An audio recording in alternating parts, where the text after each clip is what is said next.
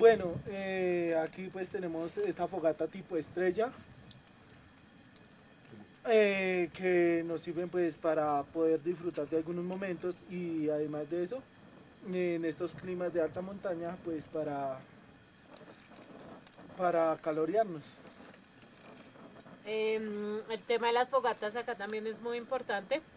Nos ayuda a un momento de reflexión, de compartir con los demás compañeros y pues, como el compañero lo dijo, de resguardarnos un poco del frío. Ya que nos encontramos en una altura superior a los 3000 metros sobre el nivel del mar, entonces pues es algo como muy importante en el campamento. Bueno, un tipo de fogata esta también es muy importante en montaña porque por los animales, los leones, cuando ven las fogatas, ellos no se acercan a la fogata, sino que van huyendo a otros Nos lados. sirve también como de La protección. protección. Es muy bueno este tipo de fogatas porque nos enseña a trabajar en equipo.